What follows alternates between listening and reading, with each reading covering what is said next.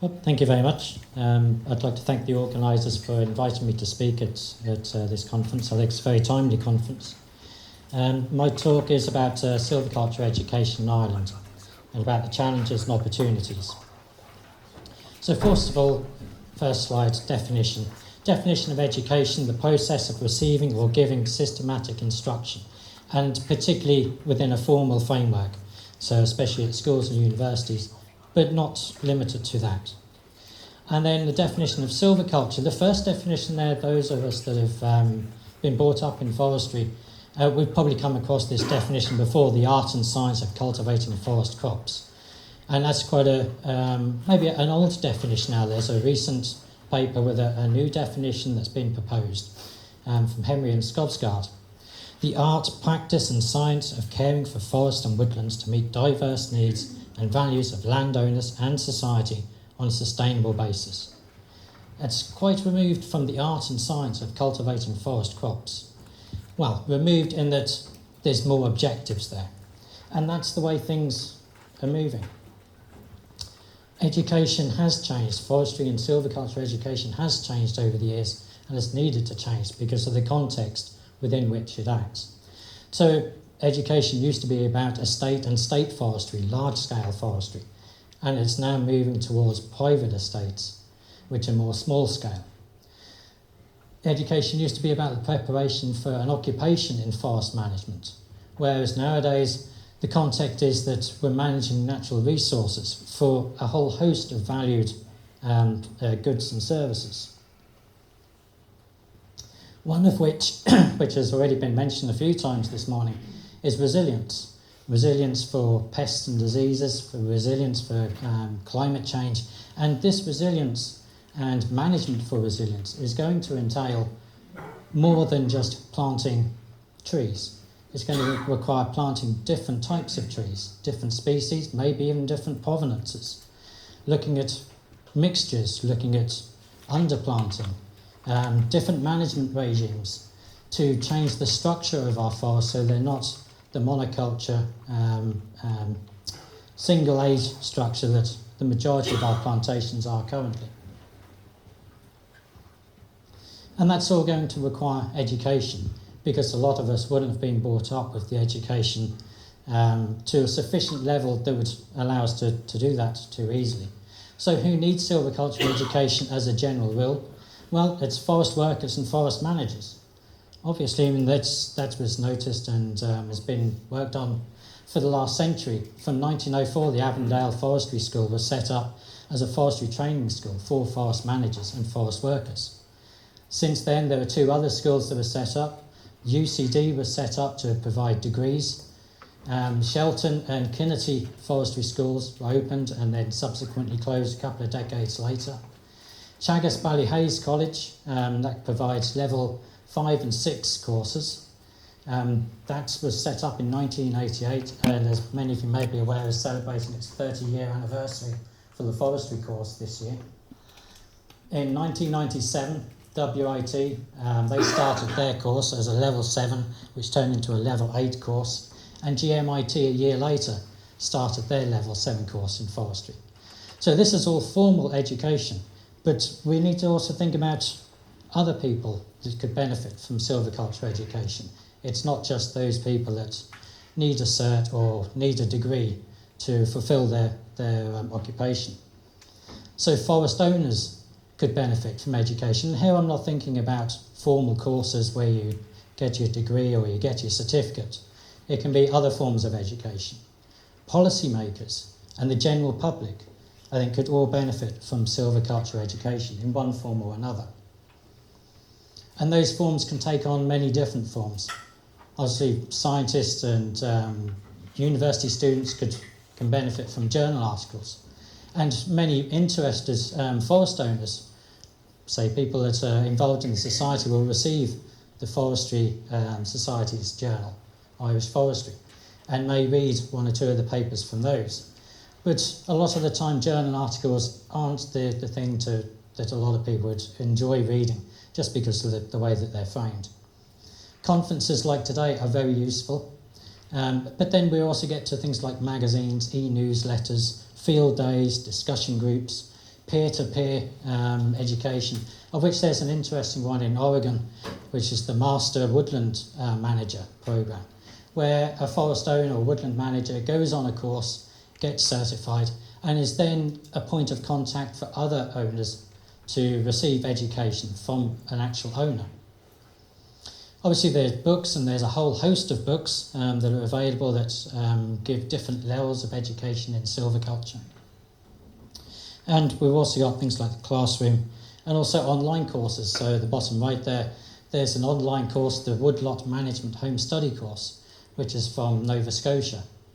And again, that's a free course that you do online, you get a certificate, and you learn something about silviculture.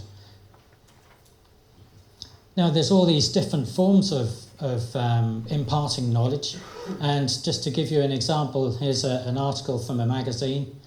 This is about the tending thing of broadleaves, the selection of potential crop trees. The same information was included in the Silvicultural guidelines from 10 years ago, and the same information is provided in a YouTube video. So different audiences can look at these different ways of getting the information. And that information is in demand. There's been over 2,000 views of the video. There's been about 50,000 downloads of the Silviculture guidelines. So it shows that there is demand for silviculture knowledge. And to date, I think as an industry we've been using the KISS principle, the keep it simple, stupid principle. And I question whether we should still be using that principle, and it's probably not that we've been doing it on purpose. But as an industry, we use terms like DBH, we use terms like current annual increment, yield class, marginal thinning intensity, and we use these terms within the industry, and maybe owners or the majority of owners don't know what those terms mean. And we as an industry don't seem to be educating owners. And some of these terms, simple terms like top height, can be very important for an owner to be able to gain some indication of how well their plantation is doing. Because you can use top height and the age on a graph like this to find out what kind of yield class, what kind of productivity your plantation may be representing. So have we been keeping it simple for too long? In the silviculture guidelines that myself and Toddy Radford wrote 10 years ago, we included a simple method of measuring tree height, and it's maybe not very accurate, but it's a simple method. It costs you the price of a stick that you pick up off the ground and makes it the right length, and you can get an indication of how tall your trees are. On the flip side, you could go out and you could buy a Hacklock Vertex for €2,000, and you could get the same information, maybe more accurate, but it's the same information. And maybe this is why things have been kept simple for too long. But times are changing, and times are changing very quickly. 10, 15 years ago, who would have thought that you could have an app on your mobile phone and be able to measure the height of a tree using your mobile phone? There are other apps available nowadays that you can also download. This one on the left, the Moti app, will give you basal area, will give you timber volume, a whole host of information that I think we need to be able to teach landowners how to use so that they can then talk in the same language as the forest industry. And all this is related to silviculture, education and knowledge. At the moment, there are training courses that are provided by Teagasc. There's a training course from Native Woodland Scheme. There's been landscape design courses, all sorts of courses that have been going on. And the question that I ask, and I'd ask the audience, is what should be taught? It is a big question. What should be taught? UFRO. Now, this was focused on formal education, so university degrees. I'm saying this education needs to be more about how to enable people to tackle novel and complex problems. So think about the generics.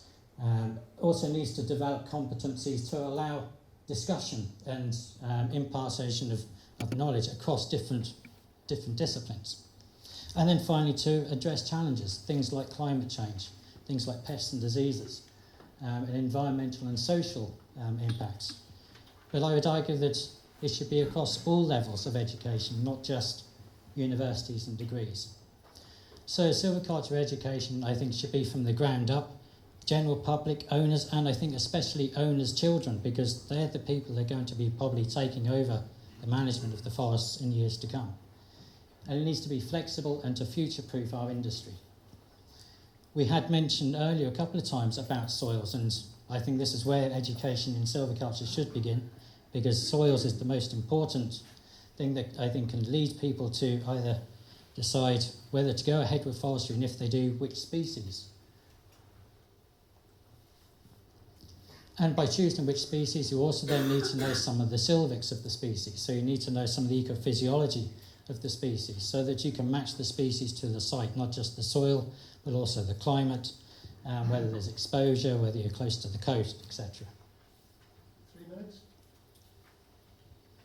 So silviculture education has been ongoing for hundreds of years.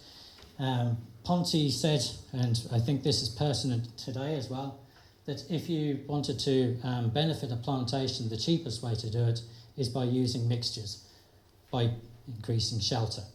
And this is something that I think we will need to do into the future, and we need more education on, is to how do we introduce mixtures at a forestation stage, but then also later on in the life of a plantation. Back in 1882, Robert Hartig, he said that in terms of resilience, the best prophylactic measure against the occurrence and spread of epidemics is the cultivation of mixed forest crops. And lo and behold, nearly 200 years later, we're now coming up with the same conclusion with resilience and things like ash dieback and pests and diseases. So we need to learn about how to establish mixtures, and there are various different ways that we can establish mixtures. How many species do we need? What provenances? How many provenances?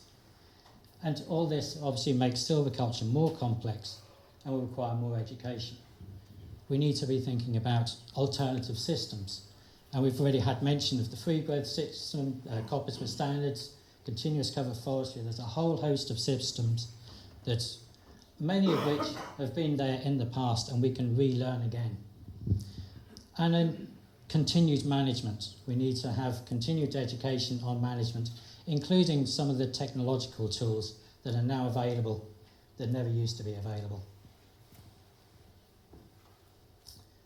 Compulsory education. Within the industry, there is compulsory education.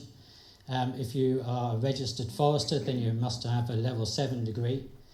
If you are a technical member of the Society of Irish Foresters, then you have to have a degree and possibly a management plan. And there's other areas there as well. DERA, the Environmental Farming Scheme, they have a compulsory education element to the higher and the wider, higher for the owners and the planners within that scheme. Within the Native Woodland Scheme, there's compulsory education there for its training courses for registered foresters. And there are critical times during the silviculture lifetime of a plantation, where I think we could consider are the times that we should be focusing education. So at the time of afforestation, prior and subsequent to afforestation, I think there should be some education, because it's an important investment from the owner and from the state. So we need to make sure that it's done right.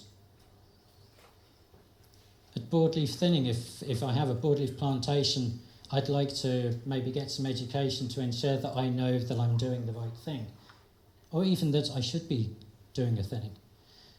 If I apply for a felling licence, would it be pertinent to get some training prior to receiving the felling licence on how to do a thinning or how to do a felling, and possibly marketing that timber as well? Time, Ian. Yeah, this is the last slide. Perfect time. So the silviculture education, I think, should lead to a greater flexible and adaptive productive industry, should lead to greater resiliency and greater enhanced forest owner satisfaction from owners with multiple objectives, and enhanced public approval with state and public objectives. Thank you very much.